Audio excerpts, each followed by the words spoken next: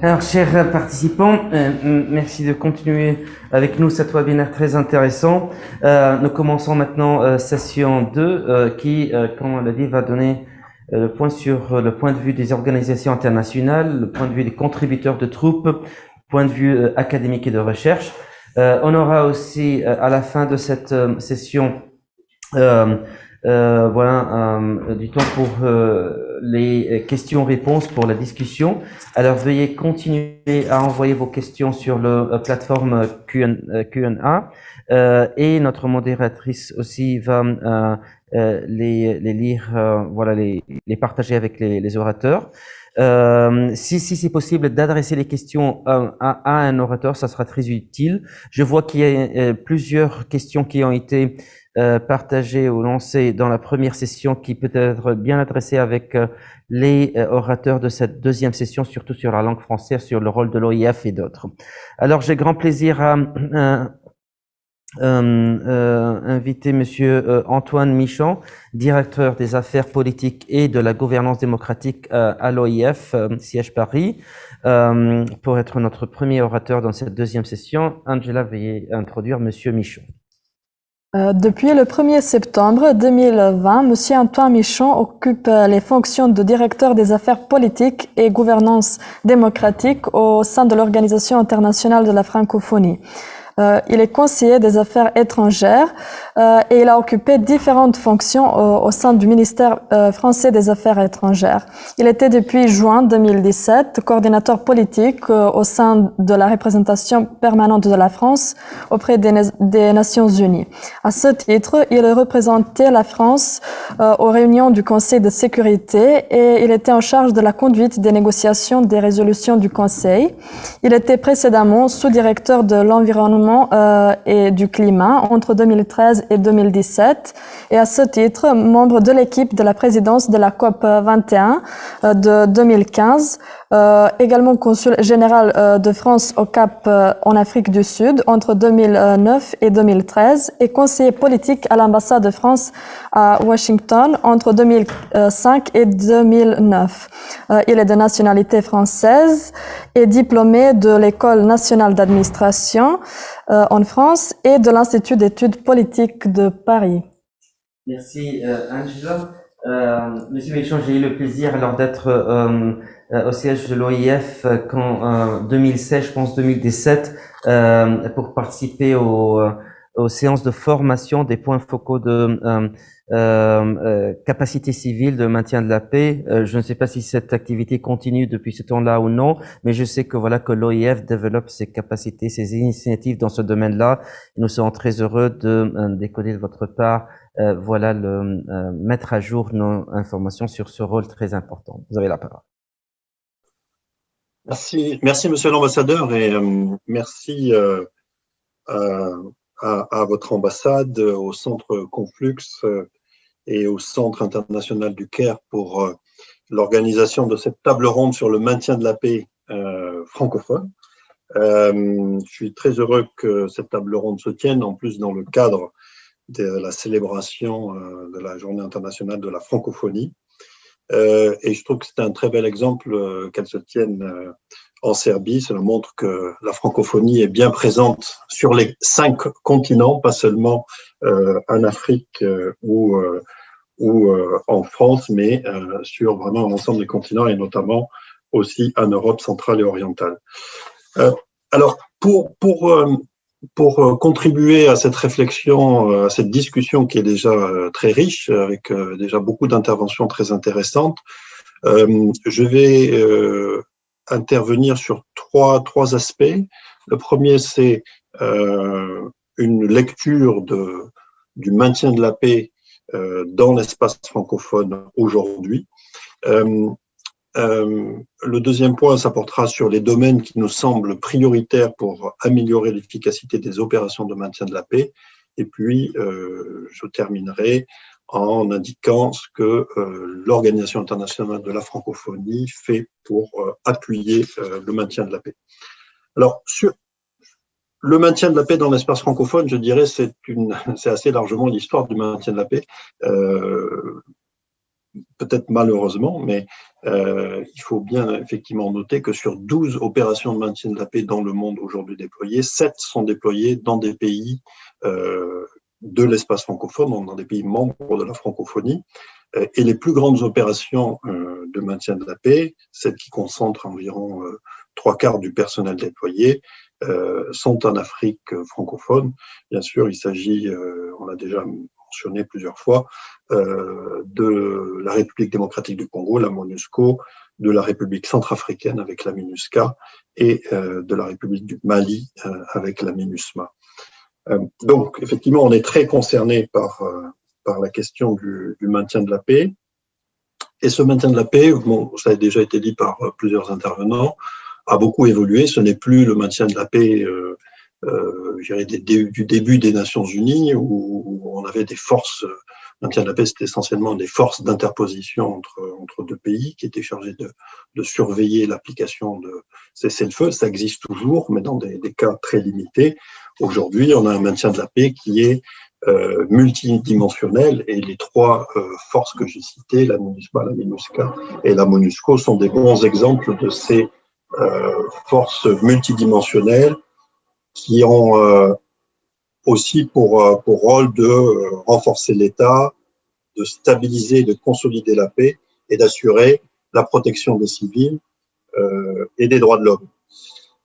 Alors, cette complexification des missions, qui correspond à l'évolution aussi des conflits, qui sont des conflits plutôt de type guerre civile que de conflits entre pays,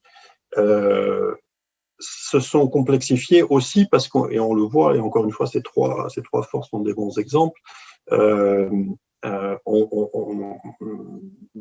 maintien de la paix, les forces de maintien de la paix sont confrontées dans certains cas à des groupes terroristes, sont confrontés à des phénomènes de trafic internationaux illicites et sont aussi confrontés aux difficultés dans lesquelles évoluent les pays concernés. Et je pense notamment à l'impact des changements climatiques, qui est un facteur de plus en plus important d'accentuation, d'aggravation des conflits, et notamment dans la zone sahélienne et au Moyen-Orient. Donc, nos missions de maintien de la paix sont, je dirais, confrontées à des défis grandissants, auxquels sont venus s'ajouter désormais, la pandémie, et la coordinatrice résidente a bien expliqué comment les opérations de maintien de la paix se sont, je dirais, très bien adaptées, ont réussi à assurer la sécurité sanitaire d'abord des troupes, à éviter de contribuer à la contagion, tout en maintenant pour l'essentiel leur mission dans les pays où elles sont déployées. Donc ce maintien de la paix, bien sûr, doit s'adapter, doit évoluer, et de ce point de vue-là, je pense que le secrétaire général Antonio Guterres a vraiment engagé avec l'initiative Action pour le maintien de la paix, A4P en anglais, ou A4P, une action assez déterminée et qui commence à montrer des résultats importants. Ce qui a été dit sur la baisse des pertes de casques bleus l'année dernière est très important, parce qu'effectivement, il y avait des problèmes de sécurité graves, notamment au Mali, et l'action déterminée du secrétariat en termes de renforcement des équipements de sécurité, en termes de formation, en termes aussi d'évolution des pratiques, a permis de faire baisser ces pertes qui restent toujours très élevées, mais qui heureusement ont été réduites. Alors, dans cette initiative Action pour le maintien de la paix, je ne vais pas citer tous les éléments, mais pour ce qui nous concerne, les éléments les plus importants, ceux sur lesquels nous sommes le plus engagés, sont bien sûr, et ça a été mentionné, la résolution, je dirais, politique des conflits, le travail sur les solutions politiques.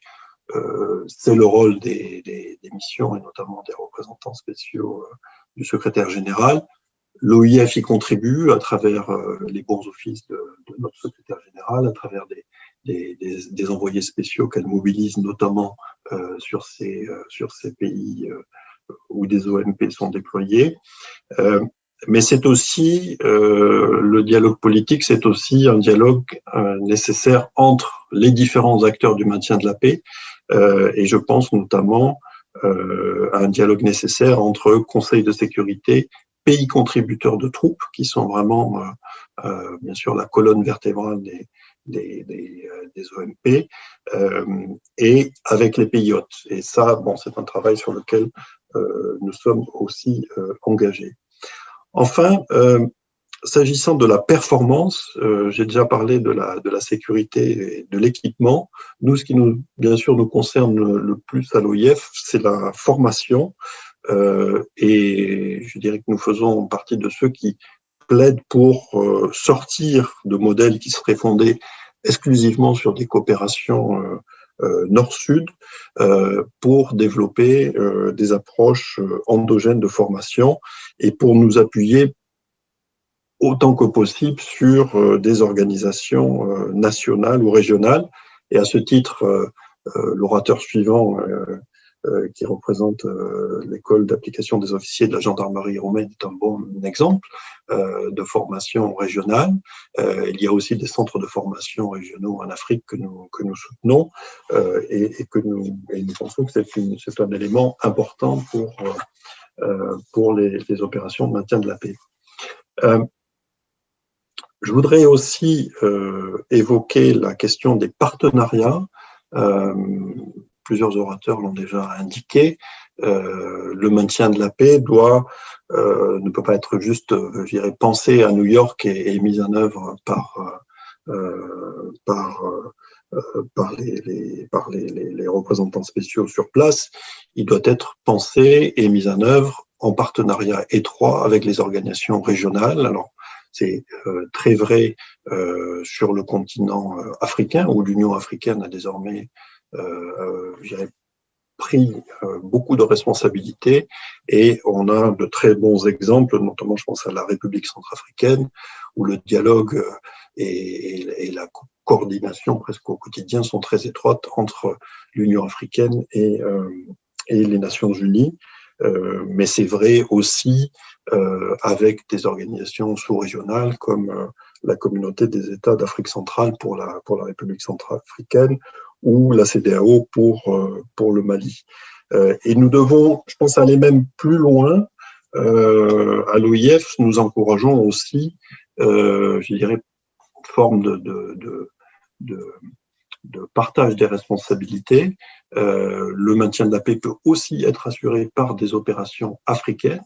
On a un bon exemple qui est celui de la Somalie, où c'est une force de l'Union africaine, la MISOM, qui est déployée avec le soutien des Nations unies, soutien financier des Nations unies.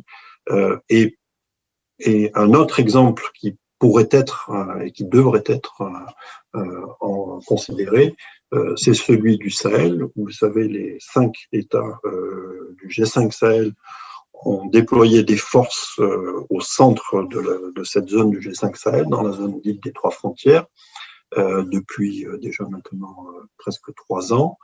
La MINUSMA apporte un soutien technique, mais sur financement européen.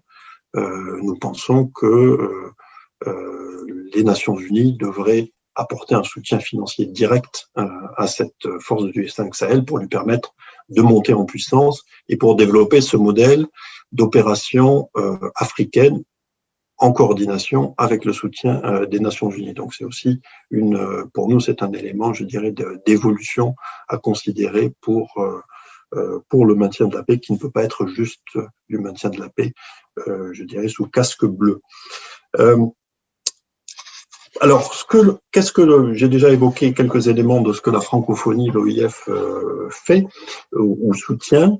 Plus particulièrement, ce que nous essayons de faire, c'est je dirais, de porter et de faciliter le développement d'une position francophone sur le maintien de la paix. Comme on l'a dit, les pays francophones sont directement concernés par le maintien de la paix, à la fois parce que le maintien de la paix se déroule dans des pays francophones, parce que des troupes de pays francophones participent à ces opérations. Et donc, il est important que les pays francophones, je dirais, aient une approche commune, concertée des questions de maintien de la paix, qui, on le voit, sont assez évolutives, pour que l'on pèse dans la définition des mandats, dans la définition des réformes qui sont décidées à New York. Donc l'OIF contribue notamment à ce qu'il y ait une concertation entre les pays membres de la francophonie représentés au sein du Conseil de sécurité. À l'heure actuelle, c'est 7 pays sur 15, donc c'est quand même un bloc qui peut être significatif, qui peut peser. On organise également des travaux avec des centres de recherche pour développer une réflexion francophone sur les questions de maintien de la paix, pour que la réflexion sur le maintien de la paix ne soit pas dominée par l'anglais et les anglophones. Deuxième élément sur lequel on est engagé, bien sûr, c'est la formation. Je l'ai déjà mentionné. Et la formation, c'est à 2 niveaux, c'est-à-dire peut-être 2 éléments. C'est-à-dire notre objectif, c'est de soutenir la participation de pays francophones au maintien de la paix. Aujourd'hui, la participation des pays membres de la francophonie à des opérations de maintien de la paix, c'est à peu près 40% des effectifs. Alors, c'est des pays membres de la francophonie, donc toutes les troupes concernées ne sont pas forcément francophones.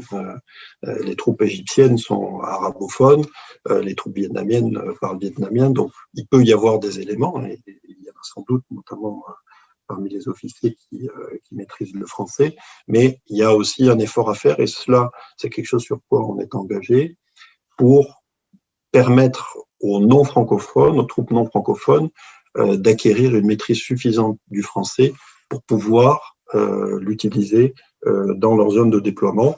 Et nous avons une méthode spécifique d'apprentissage du français qui est donc dédiée aux militaires et adaptée au contexte du maintien de la paix. C'est une méthode qui s'appelle En Avant, que nous avons développée depuis une dizaine d'années et que nous allons développer maintenant sur des nouveaux formats numériques et que nous proposons aux troupes des pays francophones ou non francophones qui sont déployés sur des terrains francophones. Et l'autre élément, le dernier, c'est nous travaillons à renforcer les compétences techniques des personnels des pays francophones, et notamment donc, j'ai déjà mentionné ce réseau des centres de formation francophones au maintien de la paix, auquel appartient l'école de gendarmerie roumaine, mais nous travaillons aussi avec le département des opérations de maintien de la paix du secrétariat des Nations Unies pour développer des actions de formation en français, parce qu'effectivement, on a souvent malheureusement remarqué que la plupart des formations qui sont proposées par le département des opérations de maintien de la paix sont proposées en anglais. Donc, ce qui met nos personnels francophones en désavantage, parfois dans l'incapacité d'y participer. Et donc, on essaie, avec le département des opérations de maintien de la paix, de développer une offre de formation en français pour différents types de personnel, beaucoup des personnels, je dirais, à responsabilité civile et militaire. On travaille aussi sur la formation de formateurs et sur le renforcement de capacités des femmes. On a plusieurs actions sur les questions de la participation des femmes au maintien de la paix, mais ça, c'est un élément important, notamment on a un programme de formation à destination des femmes officiers en français. Voilà, quelques éléments, je sais, je ne veux pas être trop long, pour vous indiquer à quel point le maintien de la paix est un enjeu très important pour les pays francophones et comment la francophonie, l'Organisation internationale de la francophonie est engagée en soutien pour qu'on augmente la participation des francophones et qu'on puisse aussi, bien sûr, améliorer la performance de ces opérations, où qu'elles soient, dans l'espace francophone ou ailleurs. Voilà, merci beaucoup. Je vois qu'il y a plusieurs questions qui ont été partagées par les participants, qui sont adressées à vous comme représentant de l'OIF. Alors, on aura peut-être plus d'opportunités d'écouter encore plus de détails une fois qu'on est dans la section du débat. Alors, oui, notre prochain orateur, monsieur colonel Lucien Gavrila, commandant de l'école d'application des officiers de la gendarmerie roumaine. Grand plaisir que vous avez pu nous joindre. Angela, voudriez-vous présenter monsieur colonel Gavrila? Le colonel Gavrila est issu de l'académie de police Alexandru Ioan-Cuza de Bucarest en 1993 et a une spécialisation en droit à l'université de Bucarest. Il a suivi aussi les cours de l'école militaire de guerre de Paris au collège Interarmes et le cours de haut niveau dans le domaine de la politique commune de sécurité et de défense Anna Lindh au collège européen de sécurité et de défense. De même, le colonel a suivi le cours dans le domaine des conseils politiques à l'Académie Folke Bernadette en Suède. Le colonel Gavrila était le chef du service opération, coopération institutionnelle et protection des points sensibles à l'inspectorat général de la gendarmerie roumaine. Il a commandé le contingent du ministère roumain des Affaires intérieures en Afghanistan et il est devenu le conseiller du chef d'état-major au sein du ministère des Affaires intérieures en Afghanistan. Il a rempli aussi la fonction d'adjoint du chef d'état-major pour planification et doctrine au sein de la force de gendarmerie européenne à Vicence en Italie. Non de moindre, le colonel Gavrila était pour 2 ans le commandant de la force de gendarmerie européenne au commandement Euro-Genfort de Vicence en Italie. Et depuis 2020, le colonel Lucian Gavrila remplit la fonction du commandant de l'école d'application des officiers de la gendarmerie roumaine Mihai Viteazul. Merci, Angela. Monsieur le colonel, vous avez la parole. Monsieur l'ambassadeur, chers participants, je vous remercie pour l'opportunité offerte de participer à cette conférence. Comme les militaires, je ne serai pas trop bref, mais organisé, et je veux descendre un peu du niveau diplomatique de la sécurité internationale au niveau plus pratique, en parlant surtout sur la contribution de la gendarmerie roumaine et de l'école d'application de la gendarmerie aux opérations de maintien de la paix. Avec environ 300 militaires, policiers et gendarmes déployés à présent dans des différentes missions en vision de maintien de la paix, la Roumanie est activement présente dans l'effort de stabilisation et de soutien qui se déroule au niveau mondial. L'implication de la gendarmerie roumaine a lieu particulièrement dans l'espace francophone, comme l'Haïti, la République centrafricaine, le Mali, la République démocratique du Congo, avec environ 25 gendarmes y déployés à présent. À travers des années, la formation dispensée à l'école d'application a rendu possible la participation de la gendarmerie roumaine, soit avec des contingents, soit à titre individuel, dans des missions sous l'égide de diverses organisations internationales. En 2002, notre pays a envoyé les premiers contingents de gendarmerie au Kosovo avec l'UNMIK et a continué d'y déployer des militaires jusqu'en 2008. Puis, entre 2008 et 2011, EULEX, 2011-2014, NATO Training Mission, Afghanistan, entre 2015 à présent, Resolute Support en Afghanistan, et entre 2015 jusqu'à présent, des gendarmes roumains ont été déployés en Haïti avec MINUSJUST, au Congo avec MONUSCO, au Mali avec MINUSMA et en République centrafricaine avec MINUSCA.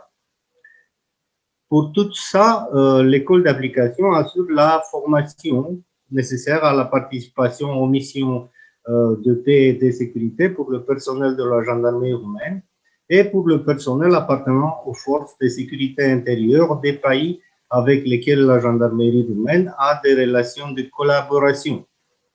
Dans ce sens, les gendarmes roumains doivent suivre le cours de formation de base préalable au déploiement dont le programme vise la mise en contexte des stagiaires au sein du cadre de gestion de crise, la connaissance des principes directeurs recommandés par les organisations internationales ayant des attributions dans la gestion de la paix et de la sécurité internationale, la connaissance de la langue de la mission, et je souligne ça, et la mise en application des techniques et des tactiques spécifiques.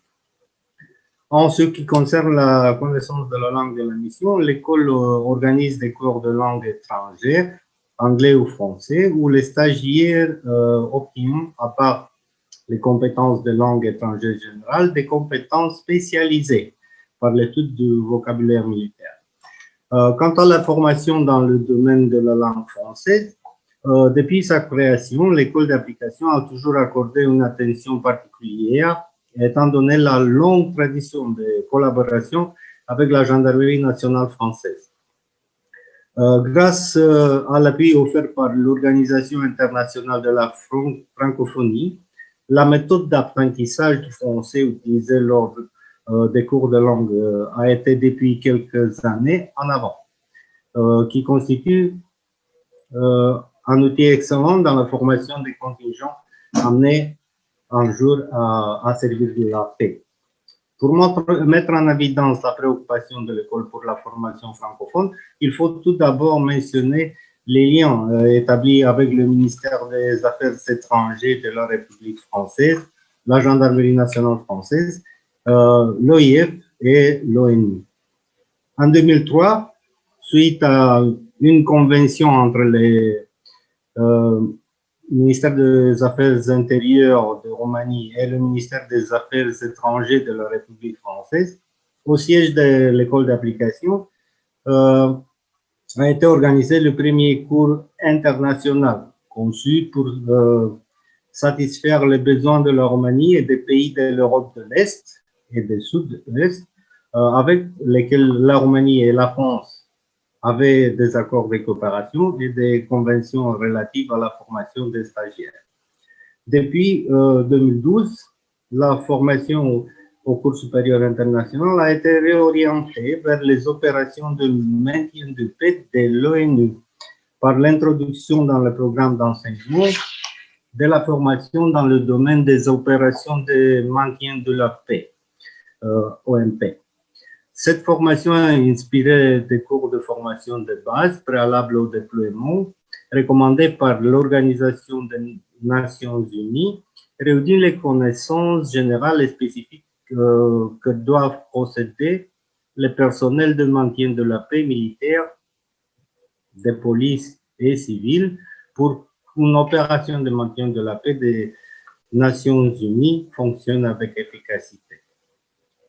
On doit préciser que le module OMP a été introduit dans le programme de formation afin d'éveiller l'intérêt de participer au cours supérieur international des officiers provenant des pays européens ou non européens, surtout en sachant que l'ONU encourage les pays membres d'organiser des cours de formation dans le domaine des opérations de maintien de la paix et d'obtenir la certification officielle de secours. Le 1er avril 2015, l'ONU a officiellement reconnu la formation dispensée au cours supérieur international suite au processus d'évaluation du DPKO. En 2019, il y a eu un renouvellement de la certification dans la présence au siège de l'école du secrétaire général adjoint aux opérations de paix des Nations Unies, M. Jean-Pierre Lacroix. À présent, le cours supérieur international s'adresse aux officiers ayant le grade de capitaine ou commandant appartenant aux forces de sécurité intérieure des pays européens et non européens qui sont proposables pour participer à des missions de maintien de la paix de l'ONU. Les activités didactiques se déroulent entièrement en langue française, sont structurées sur 12 semaines et ont eu le but de développer les aptitudes pratiques nécessaires pour un officier d'état-major lors des missions de maintien de la paix, de connaître les organisations principales ayant des attributions dans l'initiation et le déroulement d'une opération de maintien de la paix et les méthodes de travail utilisées dans une mission. Parmi les activités de spécialité déroulées au CSI, nous pouvons mentionner la protection des civils lors d'une situation de crise, l'expression écrite et orale, les connaissances d'état-major international, la méthode de raisonnement tactique, la gestion d'un grand rassemblement lors d'une OMP, la gestion d'une visite officielle lors d'une OMP, l'évacuation des prisonniers, détenus ou des ressortissants, la conduite des missions de maintien de l'ordre public ou la planification et gestion des missions de maintien et de rétablissement de l'ordre public. Les activités de formation ont un caractère pratique et le travail au sein des séminaires valorise les expériences professionnelles personnelles des invités et des instructeurs militaires qui ont participé à des missions internationales dans les théâtres d'opération. Le directeur du cours est un officier de la gendarmerie roumaine et le directeur adjoint est un officier appartenant à la gendarmerie nationale française. Les cours sont dispensés non pas seulement des cadres de l'école, mais aussi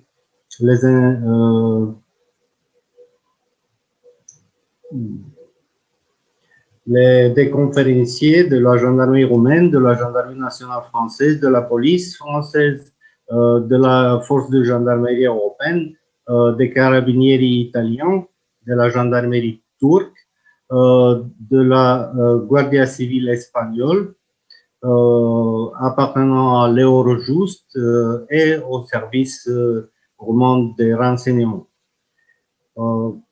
L'école d'application a des relations de collaboration avec l'Institut français de Roumanie, qui organise chaque année des examens de français en vue d'obtenir le diplôme d'études de la langue française ou le diplôme approfondi de la langue française. Ainsi, lors de chaque session du cours supérieur international, les stagiaires du cours supérieur ont la possibilité de participer à l'examen de français pour obtenir ces diplômes. En 2011, la collaboration entre l'école d'application et l'Organisation internationale de la francophonie a débuté afin de permettre la participation au CSI des stagiaires provenant des pays francophones. Depuis 2014, l'école est membre du réseau d'expertise et de formation francophone pour les opérations de maintien de la paix de l'Organisation internationale de la francophonie. Dans une décennie de collaboration, l'OIF a soutenu la participation au CSI d'une quarantaine d'officiers de pays francophones. D'ailleurs, depuis le premier cours supérieur international organisé en 2003 jusqu'à présent, les 259 stagiaires qui ont participé sont provenus des 32 pays. L'appui à l'établissement et la consolidation de la paix et de la sécurité internationale restera dans l'avenir l'une des missions principales de l'école d'application qui continuera à fournir de la formation spécialisée au personnel de la gendarmerie roumaine et aux forces de sécurité intérieure des pays partenaires.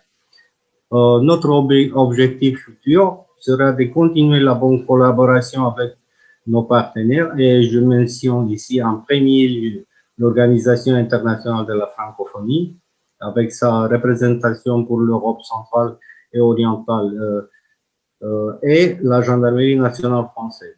Grâce à cette collaboration, la formation dispensée par l'école d'application de la gendarmerie roumaine devient chaque année plus efficace et, le plus important, adaptée aux besoins réels de formation des forces de sécurité de chaque pays participant aux missions de maintien de la paix. Je vous remercie de votre attention et j'attends des questions. Colonel, pour cet exposé voilà, qui donne voilà, l'aspect pratique aussi de formation, et surtout dans cette région de l'Europe, et comme l'a dit le représentant de l'OIF, voilà, la francophonie, ça couvre les 5 continents plus ou moins. Alors, permettez-moi de faire tout un petit changement de notre programme. Docteur Michel Liégeois va parler premièrement parce qu'il a un autre engagement. Je sais que le temps a décalé un petit peu avec ce webinaire, mais c'est toujours le cas pour les Nations Unies. Alors ça fait aucune exception. Alors, grand plaisir d'introduire le représentant de l'Observatoire Boutros Ghali, professeur Dr Michel Liégeois, professeur de relations internationales à l'Université catholique de Louvain. Angela, voilà, si vous pouvez introduire très vite. Et après, on écoute le professeur Liégeois. Le professeur Michel Liégeois est docteur en sciences politiques. Il enseigne les relations internationales et les études de sécurité à l'Université catholique de Louvain en Belgique. Ses recherches portent sur les questions de sécurité, en particulier les modalités multilatérales de maintien de la paix et de la sécurité internationale. Il a publié abondamment sur les opérations de l'ONU et sur le rôle des organisations régionales dans les opérations de paix. Il préside actuellement l'Institut des sciences politiques de l'Université catholique de Louvain et il est membre de la coordination scientifique de l'Observatoire Boutros Ghali sur le maintien de la paix. Professeur, vous avez la parole. Merci beaucoup, Madame la ministre adjointe, Mesdames et Messieurs les ambassadeurs, chers collègues, Mesdames et Messieurs. Donc, je voudrais vous remercier pour l'organisation de ce webinaire très, très intéressant sur une thématique importante. Je vous remercie de m'avoir invité et je vous présente vraiment mes excuses de vous obliger à ce changement d'organisation de dernière minute, et en particulier à mes collègues qui se voient ainsi décalés après moi, mais c'est vrai que je n'avais pas anticipé qu'il pouvait y avoir un décalage par rapport à l'horaire prévu. Et donc voilà, je vous remercie vraiment. Alors, je propose de commencer d'emblée par un constat qui a déjà été posé par des exposés précédents, c'est-à-dire le rôle croissant que joue la francophonie en général et l'Organisation internationale de la francophonie en particulier dans le maintien de la paix. Et on sait qu'un tournant a eu lieu à peu près au milieu des années 2000, certainement avec le sommet de Saint-Boniface qui a vraiment formalisé et donné le coup d'envoi au fait que l'OIF se préoccupait officiellement de ces questions et voulait se donner les moyens de peser dans le débat. À peu près concomitamment, on a pu observer que la proportion des opérations de maintien de la paix qui se déroulaient au sein de l'espace francophone augmentait très fortement, et tout ça a été largement documenté et repris aussi dans les exposés précédents. Et je renvoie ici, par exemple, aux travaux de mes collègues québécois, Marie-Joëlle Zahar, Morin et Benoni, qui déjà en 2010 avaient relevé que plus de 56% des casques bleus de l'ONU étaient déployés dans des pays francophones. C'est donc une réalité qui n'est pas nouvelle et qui évidemment doivent poser des questions importantes, notamment en termes de structure. Le troisième constat, il a déjà également été abondamment commenté, c'est la modification des opérations qui ne sont plus des opérations traditionnelles, qui ne se limitent plus à une sorte de déploiement passif qui consiste à s'interposer entre des parties belligérantes et à surveiller un cessez-le-feu. Et il est évident que cette transformation des missions a un impact sur le rôle de la langue, parce que pour s'interposer sur une ligne de cessez-le-feu, il n'est pas absolument indispensable de pouvoir converser avec les populations locales, de pouvoir communiquer dans une langue identique de celle des communautés au sein desquelles on est déployé. En revanche, quand on mène des opérations multidimensionnelles avec un volet civil important, avec des opérations qui impliquent un contact constant avec les communautés locales, aussi avec des déploiements qui sont de longue durée. Donc pensons aux longues missions dans l'Est du Congo, au Darfour. Ce sont des missions qui se comptent en décennies. L'acceptabilité de ce déploiement de ce corps étranger par les populations locales sera évidemment beaucoup plus facile à améliorer s'il y a une possibilité de communication entre les troupes déployées et les populations locales, d'où cette idée d'un minimum de communauté linguistique, ou en tout cas de l'existence d'une langue véhiculaire permettant ces échanges. Donc, toutes ces questions ont déjà été largement débattues, je ne vais pas y revenir longuement. Ce qui me paraît important et que j'ai eu l'occasion d'étudier dans un certain nombre de publications, c'est que, en définitive, lorsqu'on en est là, on se contente de considérer que s'il y a plus d'opérations de maintien de la paix dans les espaces francophones, alors il faut plus de participation des États francophones, donc des États membres de la francophonie, dans les contingents, ce qui relève de la simple logique. Mais cette logique, lorsqu'on l'examine de façon plus détaillée et plus opérationnelle, et ça a déjà été évoqué par certains orateurs précédents, est évidemment un peu plus complexe qu'il n'y paraît, pour plusieurs raisons, et je vais en mentionner essentiellement trois. Alors, le premier élément, c'est que, évidemment, ce n'est pas parce qu'un casque bleu provient d'un État membre de l'Organisation internationale de la francophonie que pour autant ce casque bleu parle le français. Tout simplement parce que l'Organisation internationale de la francophonie rassemble des États qui ont la langue française en partage, mais cette langue française en partage, elle n'est pas nécessairement la langue majoritairement parlée dans chacun des pays membres de la francophonie. En réalité, c'est même une fraction relativement minoritaire, puisque on constate que, en moyenne, ça dépend un petit peu de la façon dont on compte, mais cette moyenne est largement inférieure à 20%. Donc, on est entre 17 et 20% des populations des pays membres de la francophonie qui, effectivement, maîtrisent la langue française.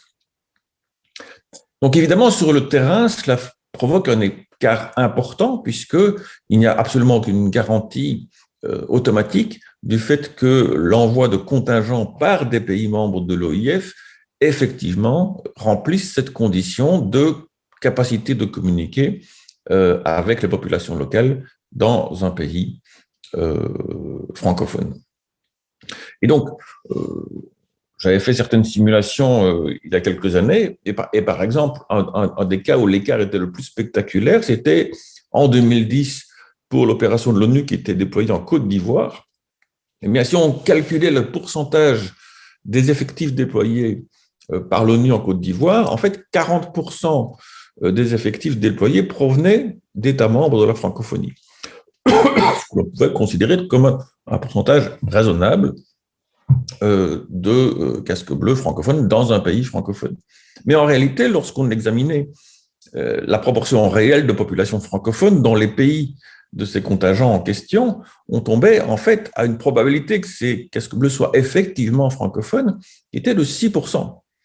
Donc l'écart était énorme entre, si vous voulez, le caractère francophone théorique qui découlait simplement de l'appartenance des contingents à des États de la francophonie et la proportion réelle de personnes parlant le français dans ces pays qui était en fait notablement plus faible. Et lorsqu'on appliquait cette proportion au contingent, eh bien, on tombait alors à un pourcentage de 6%, ce qui est évidemment très nettement insuffisant. On s'attend à ce que dans un pays dont la langue est le français, une part plus importante des casques bleus déployés soit capable de s'exprimer dans la langue. 6% était évidemment en dessous de ce qui était nécessaire.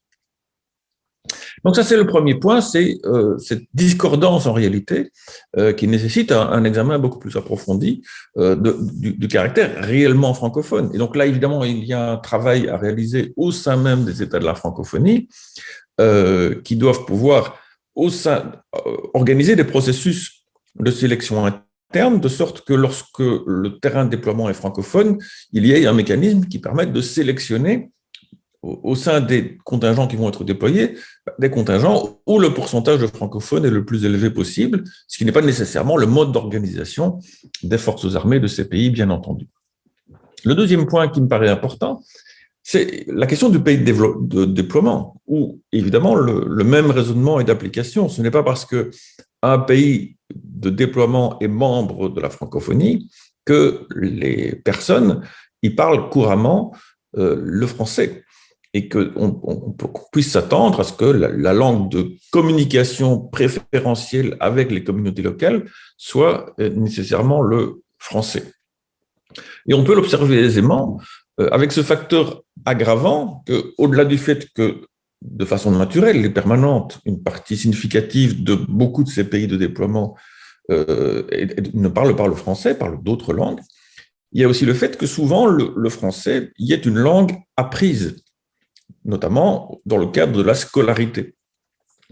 Or, on sait que les conflits ont un effet de déstructuration du système d'enseignement, du système scolaire, avec une chute du taux de scolarisation, notamment chez les filles dans un certain nombre de pays. Et donc, évidemment, cela a un facteur aggravant, puisque on va constater qu'en situation de conflit, en particulier des situations de conflit de longue durée, la connaissance du français dans la population, et spécialement chez les jeunes, va avoir tendance à baisser du fait de la perturbation du système de scolarité. Et donc, cela aggrave encore cette discordance entre le fait qu'en théorie, il s'agit d'un pays francophone, mais en pratique, la population, les communautés au sein desquelles les casques bleus sont déployés ne sont en réalité pas francophones, ne pratiquent pas le français. Et donc, ça oblige de repenser de façon plus complexe et en les confrontant avec les situations réelles, les questions de langue. Alors, j'avais noté un exemple qui me paraissait assez frappant. C'était l'exemple du contingent belge qui avait été déployé dans le sud du Liban, donc dans le cadre de la fin du... Et donc, en théorie, sur le papier, Liban et Belgique sont deux membres de la francophonie, donc deux pays francophones, et donc on pourrait se dire, mais voilà, c'est très très bien, on envoie des contingents francophones dans un pays francophone.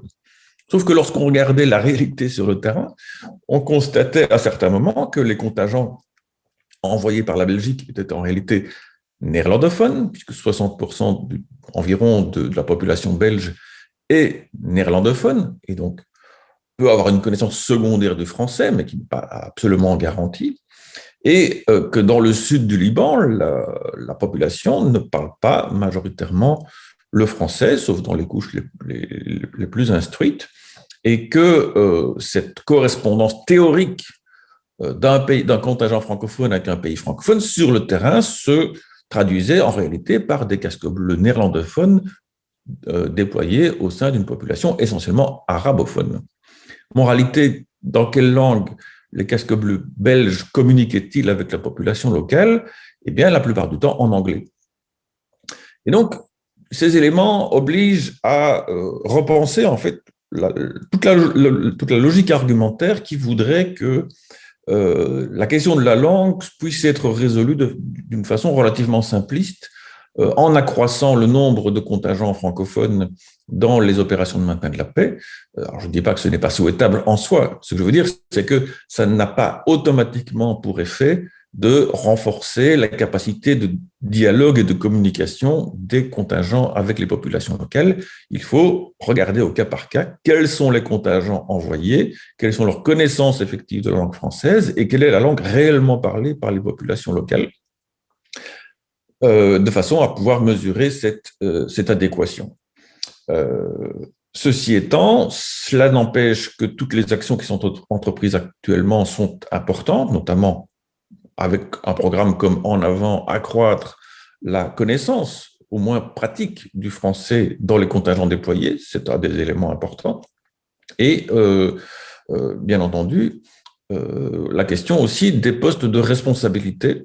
Et j'ai vu que dans les questions qui avaient été posées, des questions ont été posées sur les modalités de recrutement pour des postes de cadre et de responsables dans le cadre d'opérations de maintien de la paix, où l'ensemble du processus se déroule en anglais, où le français n'est considéré que comme un atout et non pas comme un élément indispensable, alors même que le lieu de déploiement est francophone. Donc là, ce sont encore des questions qui font l'objet, enfin, pour lesquelles il y a de réelles marges d'amélioration au sein des processus onusiens et pour lesquels l'OIF est évidemment un instrument de pression pour faire évoluer les choses dans le bon sens. Voilà, je ne vais pas être plus long puisque je voudrais respecter le temps qui m'a été imparti.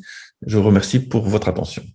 Merci bien, professeur liégeois, chercheur associé et membre du comité scientifique de l'Observatoire Boutros Ghali, pour cet exposé aussi très utile. Bon, notre dernier orateur doit être ambassadeur Amr El-Sherbini, assistant adjoint du ministre des Affaires étrangères en Égypte. Est-ce que vous êtes là, ambassadeur Sherbini? Je sais que vous m'aviez envoyé un message que peut-être vous n'êtes pas disponible au moment, mais peut-être dans quelques minutes.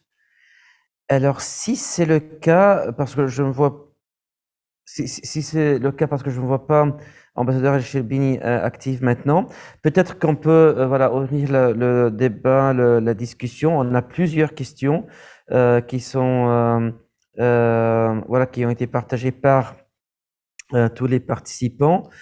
J'invite alors notre chère collègue Angela Puric à partager voilà, à nous lire les questions. Et je ne sais pas si professeur Liégeois, je sais aussi qu'il devait partir un peu plus tôt, mais s'il est toujours disponible, peut-être aussi qu'il peut participer à répondre à ces questions. Une fois qu'ambassadeur Sherbini est là, nous pourrons aussi écouter son intervention. Angela, s'il vous plaît.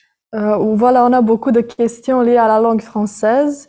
Et voilà, on peut adresser à Monsieur Michon. Et voilà une question par Joseph Mambo. Il demande comment le français peut-il réellement s'imposer dans les missions, vu que même les ressortissants d'origine francophone préfèrent s'exprimer en anglais quand vous interagissez.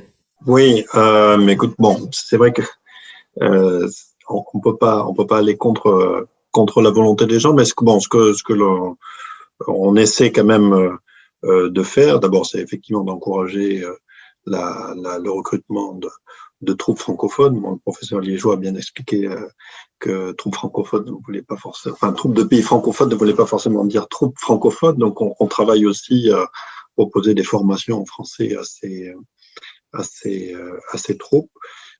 Et puis, je pense qu'il y a aussi ce que on essaie aussi de faire, c'est de travailler avec le département des opérations de maintien de la paix, qui est très anglophone, ou très même, je dirais, anglo-saxon dans sa composition, pour que on ait plus de francophones donc présents au siège, et donc que le français soit, je dirais, un peu plus naturellement ce qu'il est normalement aux Nations Unies, c'est-à-dire c'est pas juste une des 6 langues officielles des Nations Unies, c'est une des 2 langues de travail avec l'anglais, et cette nature de langue de travail du français est souvent un petit peu oubliée. On nous met un peu sur le même plan que les autres langues officielles pour ne garder que l'anglais comme langue de travail. Donc c'est un peu un combat au quotidien que les ambassadeurs francophones à New York, notre représentation de l'OIF à New York mène, mais je pense que ça passe aussi beaucoup par les personnes qui composent le département, et c'est pour les pays francophones, je pense, un sujet d'attention. C'est-à-dire quand on essaie toujours, bien sûr, de placer des francophones à des postes intéressants. Les postes, les fonctions support, ressources humaines, finances, sont aussi assez déterminantes parce qu'elles structurent ensuite l'aval, et donc il ne faut pas les négliger. On a tout intérêt à soutenir des francophones aussi dans ces filières, disons, plus administratives du secrétariat des Nations Unies. Voilà, quelques éléments. Oui, c'est le français quand on parle de l'espace francophone, mais c'est aussi le multilinguisme. Et c'est une valeur qui est voilà, très encouragée dans le domaine de l'OIF. C'est vraiment voilà, cet aspect multilinguisme qui permet d'interagir encore plus directement, avec plus d'efficacité avec la communauté locale. Alors peut-être que ça peut être un thème dont on peut découvrir encore plus travaux Nations Unies et autres. Je vois que notre cher orateur, son Excellence l'ambassadeur Amr Sherbini nous a joint. Alors, peut-être qu'on peut écouter son exposé, son intervention, et puis continuer aussi notre débat interactif. Son Excellence ambassadeur Sherbini et moi, voilà, nous tenons une amitié très longue où on a même non seulement partagé les mêmes bureaux, mais on a partagé les mêmes postes. On fait alternativement comme adjoint du assistant ministre pour les affaires des Nations Unies, maintien de la paix en particulier, et comme aussi rapporteur de la comité des maintien de la paix, là, c'est 34. À l'Assemblée générale à l'ONU. Grand plaisir d'avoir ambassadeur El Shelby, un grand expert des maintiens de la paix. Et peut-être Angela, si vous pourriez aussi introduire ambassadeur El Shelby. El Sherbini est l'assistant adjoint du ministère des Affaires étrangères pour les Nations Unies pour la République arabe d'Égypte. Il travaille au service diplomatique extérieur depuis 1995 et il a occupé plusieurs postes à l'étranger et au Caire. Notamment, donc il a été chef de mission adjoint à Bruxelles entre 2015 et 2019 et directeur de la division des Nations Unies entre 2011 et 2015, ainsi que le conseiller à la mission permanente de l'Égypte auprès des Nations Unies à New York entre 2006 et 2011 et conseiller pour les affaires arabes au cabinet du ministre des Affaires étrangères de l'Égypte entre 2003 et 2006. À son tour de mission à l'ONU à New York, il a été élu rapporteur du comité spécial des opérations de maintien de la paix de 2007 à 2010, ainsi que vice-président du comité politique spécial de l'Assemblée générale. Sherbini, vous avez la parole. Merci. Votre Excellence, ambassadeur Amr El Goueli, Excellences, Mesdames et Messieurs, c'est un grand plaisir d'être avec vous aujourd'hui. Merci pour l'invitation. C'est un grand plaisir d'être avec vous aujourd'hui dans un séminaire organisé par l'ambassade de l'Égypte en Serbie et le Centre Conflux et le Centre international du Caire pour la résolution des conflits et le maintien et la consolidation de la paix. C'est très intéressant de parler de la position du mouvement des non-alignés comme l'un des acteurs efficaces et essentiels pour le développement du maintien de la paix. Et dans ce cadre, je veux commencer par dire que l'Égypte, comme un pays fondateur du mouvement des non-alignés et comme un grand fournisseur de troupes aux opérations du maintien de la paix onusien, accorde une grande importance au rôle joué par le mouvement dans le cadre du développement politique et conceptuel du maintien de la paix. Le mouvement représente une voie dynamique et unifiée pour les principaux pays fournisseurs de troupes et de police, avec plus de 86% du personnel en uniforme déployé sous le drapeau des Nations Unies. Le mouvement aussi a été toujours un partenaire actif dans l'évolution des opérations de maintien de la paix, en particulier dans le cadre du Comité spécial des opérations de la paix, la C34. En tant que pays fournisseur, et grâce à leur présence sur le terrain, les membres du mouvement ont toujours avancé des points de vue tangibles sur la manière dont le maintien de la paix contemporain doit évoluer, ainsi les défis auxquels il doit faire face. Ces efforts ont été illustrés quand le mouvement a récemment proposé de restructurer le rapport du C34 pour qu'il s'aligne avec les 8 domaines thématiques définis par le secrétaire général des Nations Unies dans son initiative Action pour le maintien de la paix, le A4P ou A4P. L'Égypte, au cadre des non-alignés et comme un pays, un grand contributeur de troupes, soutient l'initiative de la réforme présentée par le secrétaire général afin de mieux répondre à la nature complexe des conflits et d'améliorer la performance et l'efficacité du maintien de la paix. comme un outil politique nécessaire pour résoudre les conflits et pour achever la paix et la sécurité internationale.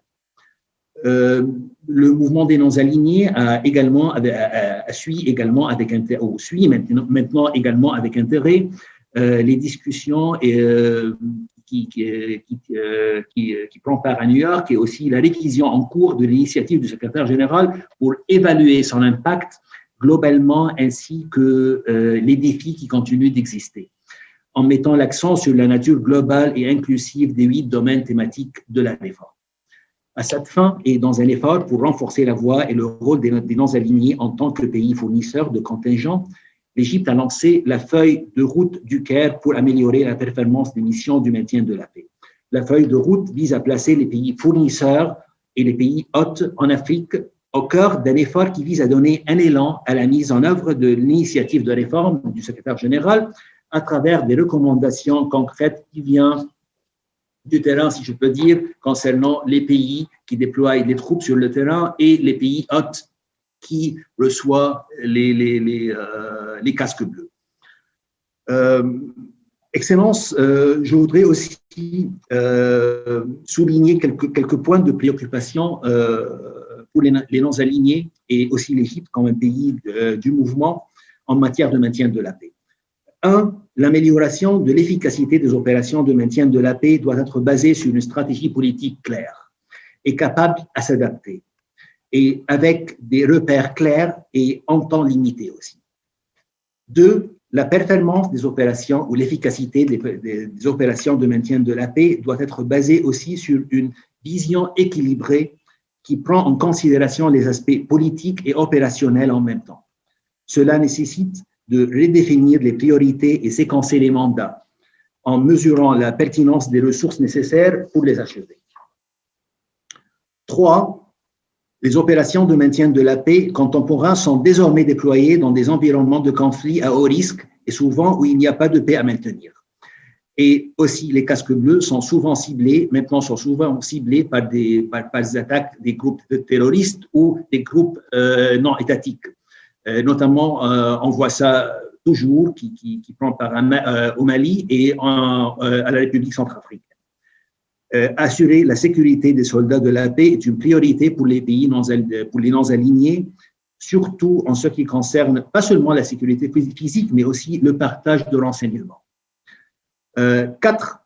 Les casques bleus ont été également touchés par la pandémie du Covid-19. L'ONU a pris plusieurs mesures pour réduire l'impact de la pandémie sur les opérations du maintien de la paix, mais pourtant la vaccination des personnels en uniforme reste une tâche difficile avec diverses dimensions qui doivent être abordées.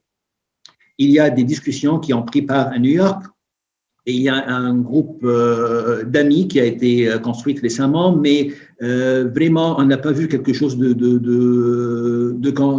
concret qui vient de la part de la secrétariat ou même des pays qui ont commencé à s'engager pour arriver à une vision pour adresser ce sujet. 5, c'est l'augmentation de la participation des femmes dans les opérations de maintien de la paix en tant que personnel dans les 3 tirs des conflits, ce qui concerne la médiation, le maintien de la paix et la consolidation de la paix, aussi en ce qui concerne l'application de la résolution du Conseil de sécurité 1325 dans les situations des conflits.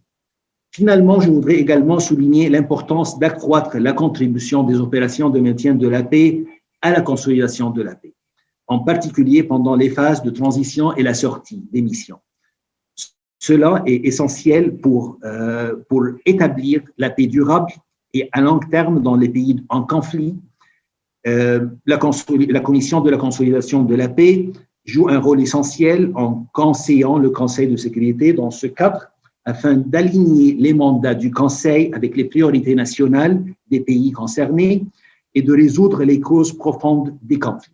L'Égypte, comme président actuel de la Commission et comme un membre du mouvement du groupe des non-alignés, essaye d'améliorer le conseil donné par la Commission de la consolidation de la paix au Conseil de sécurité à cet égard et d'arriver à un équilibre entre entre les mandats adoptés par le Conseil et les décisions prises par la Commission à cet égard. Merci beaucoup et j'étais très content de participer dans ce webinaire et de continuer de s'engager sur le sujet. Merci. Merci, Excellence ambassadeur Amr El-Shibini, assistant adjoint du ministre des Affaires étrangères de la République arabe d'Égypte pour les affaires des Nations Unies. Alors, les points que vous avez soulignés sont très pertinents aussi cette année, particulièrement en Belgrade et à New York, puisque, comme on l'avait dit en avant, nous célébrons le 60e anniversaire du sommet de Belgrade, le premier sommet complet des mouvements des non-alignés. Alors, je pense que les idées que vous avez partagées viennent aussi très pertinentes, qui adressent quelques questions qui ont été posées dans cette session, mais je propose qu'on continue alors avec tous nos panélistes pour entendre les réponses sur les questions qui ont été soulevées dans cette session.